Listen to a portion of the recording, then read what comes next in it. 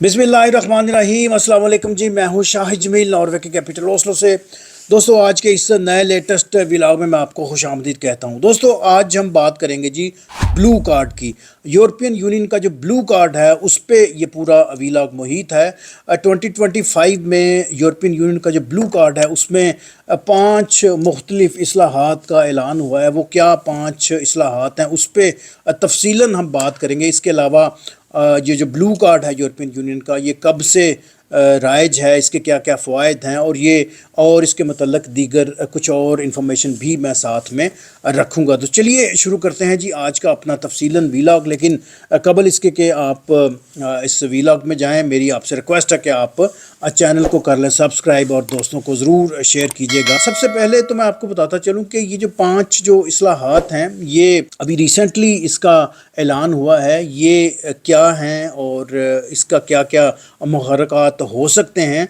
सबसे पहले जो इनका मकसद है वो मैं आपके सामने रखता हूँ कि यूरोपियन यूनियन के जो हेडक्वार्टर हैं उन्होंने जो ब्लू कार्ड का हसूल जो रखते हैं या ब्लू कार्ड जो रखते हैं उनके लिए जो 5 नई जो इस्लाहात का ऐलान किया गया है वो उसका मकसद क्या है। मकसद सबसे पहले ये है कि जो तनख्वाहों की जो हद है उसको रेगुलेट किया जाएगा जी। इसके अलावा ओवरऑल अगर देखा जाए तो इसमें जॉब का जो कॉन्ट्रैक्ट रखने वाले जो लोग हैं उनको रेगुलेट किया जाएगा, यानी कि ये जो इस्लाहात हैं उनको देख के इसको अमेंड किया गया है। इसके अलावा मुलाजमत में जो फ्लेक्सिबिलिटी का आगे मैं ज़िक्र करूँगा वो भी इसमें अंसर शामिल है जी। इसके अलावा जो पेशा वराना जो स्किल्ड जो लोग हैं उनका इसमें क्या रोल होगा या उसको किस तरह वो मज़ीद जो है वो इसमें फ्लेक्सिबिलिटी देंगे या मज़ीद उनको इसकी तरफ राग़िब करेंगे। तो ये छोटी छोटी जो चंद एक पॉइंट्स हैं वो मैंने आपके सामने रख दिए कि किस मकसद के तहत जी ये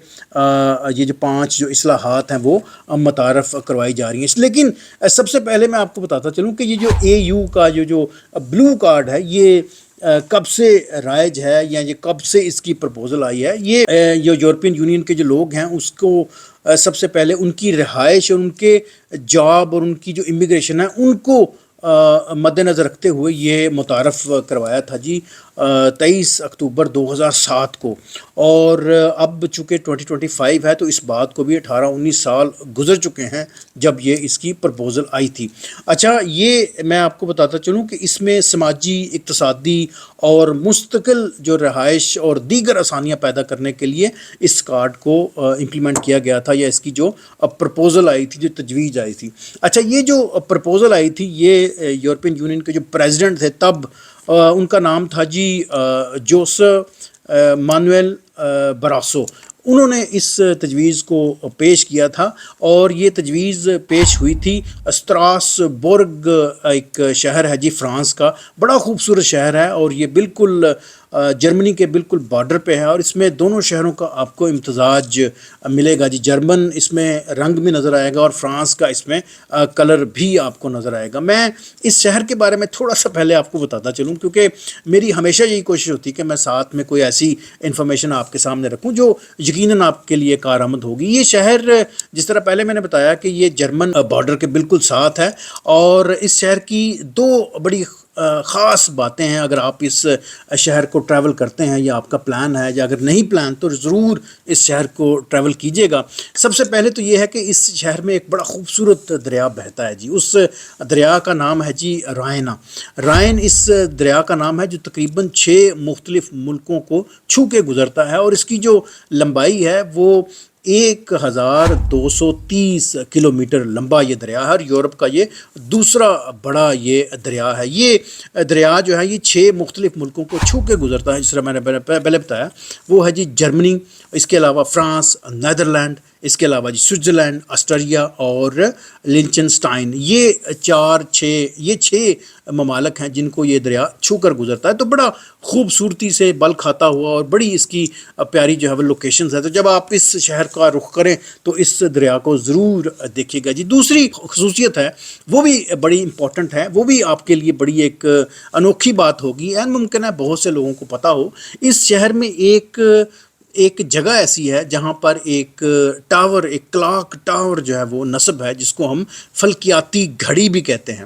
یہ فلکیاتی گھڑی ایسی ہے جو سورج اور چاند اور دیگر جو سیارے ہیں ان کی جو گردش ہے اس کو وہ میئر کرتے ہیں، اس کو دکھاتے ہیں، یعنی سورج گرہن، چاند گرہن اور دیگر جو فلکیاتی جو موومنٹ ہے وہ اس کو کیلکولیٹ کرتے ہیں۔ یہ گھڑی سب سے پہلے نصب ہوئی تھی 14ویں صدی میں، اس کے بعد یہ دوسری دفعہ جب نصب ہوئی تب یہ 16ویں صدی کا وقت تھا، تیسری دفعہ اب لاسٹ ٹائم جب یہ نصب ہوئی تب یہ 1843 میں اس کو نصب کیا گیا، یعنی کہ یہ تقریباً 150 سال یا پونے 200 سال پرانی جو اب جو گھڑی ہے یہ چل رہی ہے۔ تو اس کی خصوصیت یہ ہے کہ یہ فلکیاتی جو ایکٹیویٹیز ہیں، فلکیاتی جو موومنٹ ہے اس کو یہ ضرور دکھاتی ہے، اور سورج و چاند اور دیگر جو سیارے ہیں اس کی تمام اس کی جو موومنٹ ہے اس کو یہ پورا وہاں پہ نظر آتا ہے۔ میں کوشش کروں گا کہ فردر اگر کبھی موقع ملا تو اس میں مزید میں آپ کو اس کے بارے میں بتاؤں، چونکہ ابھی ہمارا جو ٹاپک ہے وہ ہے بلو کارڈ، تو ہم اسی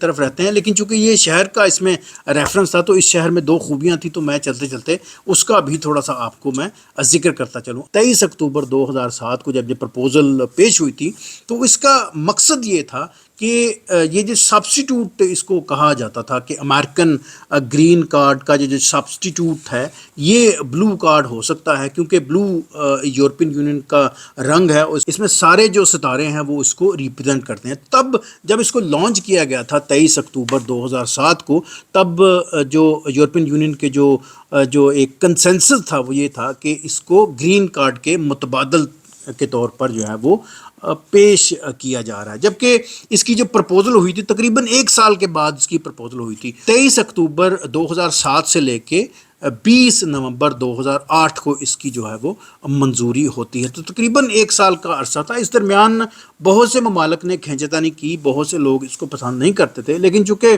ڈیموکریٹک ویلیوز ہیں جی یورپین یونین کے تمام ملکوں میں، تو ڈیموکریٹک جو ویلیو ہیں ان کو مد نظر رکھتے ہوئے اس کارڈ کو پھر جاری کیا گیا تھا، اس کی جو اپروول ہوئی تھی۔ تو یہ اس کی تھوڑی سی ہسٹوریکل بیک گراؤنڈ ہے جو میں ضرور چاہتا تھا آپ کے سامنے میں رکھوں۔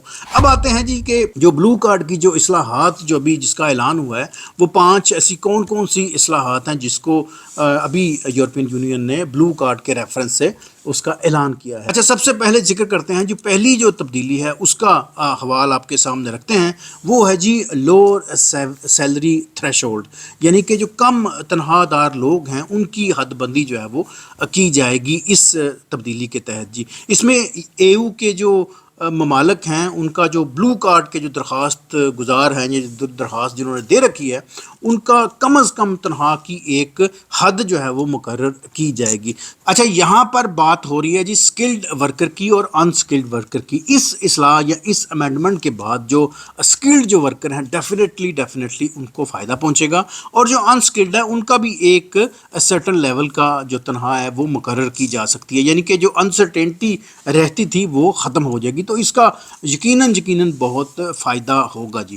دوسری بات پہ آ جاتے ہیں، وہ ہے جی شارٹر امپلائمنٹ کانٹریکٹ، یعنی کہ درخواست دہندگان کی اب ان کو 1 سال کے کم عرصے کا بھی کانٹریکٹ جو ہے وہ مل سکے گا۔ پہل اس طرح نہیں ہوتا تھا، پہل تو یہ لمبے کانٹریکٹ ملتے تھے، اب یہ ہے کہ آپ کو 6 مہینے کا کانٹریکٹ بھی مل سکتا ہے۔ تو یہ ایک قدر آسان ایک ٹریک ہے جہاں پر مختصر عرصے کے لیے آپ جاب کے اہل بھی ہو سکتے ہیں، اور اس میں آسانی یہ ہے کہ ایک شارٹ ٹائم کے لیے آپ ایک کنٹری میں جاب کر سکتے ہیں، اس کے بعد آپ دوسرے کنٹری میں بھی ٹریول کر کے ایک شارٹ ٹائم کے لیے جو ہے وہ جاب کر سکتے ہیں۔ تو یہ اس کا دوسرا بینیفٹ ہے جی جو ابھی یورپین یونین کا یہ جو بلو کارڈ ہے اس میں جو اصلاحات متعارف کروائی گئی ہیں۔ اچھا جی، اب چلتے ہیں جی تیسرے پوائنٹ کی طرف۔ تیسرا پوائنٹ ہے جی ایکسپیرینسڈ بیس ایلیجیبلٹی، یعنی کہ تجربہ کار جو افراد ہیں ان کو پرائرٹیز پہ رکھا جائے گا۔ جس طرح پہلے میں نے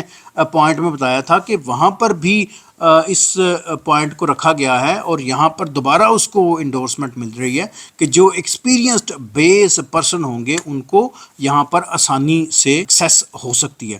اس کی مثال میں آپ کو دیتا ہوں کہ آئی ٹی کے لوگ، جس طرح سائبر سیکیورٹی کے لوگ، اے آئی کے لوگ، یہ جو لوگ ہیں ان کو اب باقاعدہ کسی یونیورسٹی کی ڈگری جو ہے وہ ضرورت نہیں پڑتی، صرف 3 سال 4 سال 2 سال کا تجربہ ساتھ میں لگانا پڑتا ہے، تو پھر آپ کو آسانی سے متعلقہ شعبوں میں جاب مل سکتی ہے۔ تو یہ ایک بڑا ویلڈ ایک پوائنٹ ہے کہ اگر آپ کے پاس گریجویشن یا ماسٹر ڈگری نہیں ہے لیکن آپ کے پاس آئی ٹی یا سائبر سیکیورٹی یا اے آئی کا تجربہ ہے، تو آپ اس کے تحت، اس پوائنٹ کے تحت جو ہے نا، آپ یورپین یونین کے بلو کارڈ کے حصول کے لیے آپ کوالیفائی کر سکتے ہیں۔ چوتھے پوائنٹ کی طرف چلتے ہیں جی۔ چوتھا پوائنٹ ہے جی کہ increase mobility with a you, یعنی کہ بلو کارڈ ہولڈر جو ہے وہ 12 مہینے کے اندر اندر مختلف ممالک میں ٹریول کر سکتے ہیں اپنی جاب کو مس کیے بغیر۔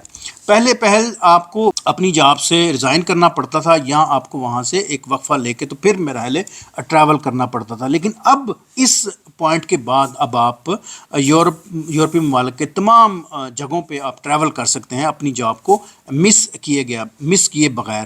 تو یہ ایک بہت بڑا ایک فائدہ ہے۔ پہل میں نے بتایا کہ لوگوں کو بڑی انسرٹنٹی رہتی تھی کہ جاب مس نہ ہو جائے تو وہ ٹریول نہیں کر پاتے تھے، لیکن اب وہ ٹریول کر پائیں گے بغیر ان کے، کیونکہ یہ اصلاحات جو ہے وہ متعارف کروا دی ہیں اور تمام ممالک جو ہے وہ اس کے پابند ہوں گے۔ آگے چلتے ہیں جی پوائنٹ نمبر 5 کی طرف جی۔ پوائنٹ نمبر 5 یہ ہے، پانچواں پوائنٹ یہ ہے کہ سمپلیفائڈ جاب سوئچنگ پروسیس، یعنی کہ اپنی جاب کو بدلنے کا بالکل آسان ایک عمل کیا ہے۔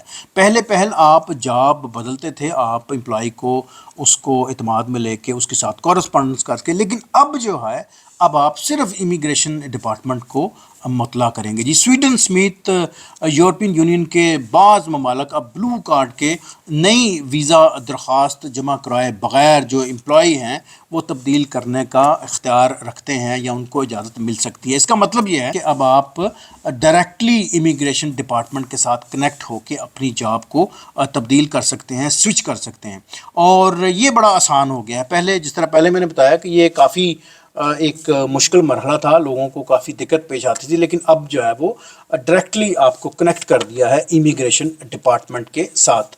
تو آئی ہوپ آج کے اس ویلاگ سے آپ کو کافی مدد ملی ہوگی۔ بلو کارڈ کی جو 5 نئی جو اصلاحات متعارف کرائی گئی ہیں اس کا ڈیٹیل آپ کے سامنے میں نے رکھ دی ہیں۔ اس ضمن میں کوئی سوال ہوا تو ضرور مجھ سے پوچھیے گا، میں کوشش کروں گا کہ اپنے ٹائم سے کچھ نکال کے وقت میں آپ کو ضرور اس کا میں جواب دے سکوں۔ تو مجھے دعاؤں میں یاد رکھیے گا، انشاءاللہ ملتے ہیں جی کسی اور ویلاگ میں۔ چینل کو سبسکرائب کرنا اور لائک اور شیئر کرنا نہ بھولیے گا۔ Thank you for watching my channel.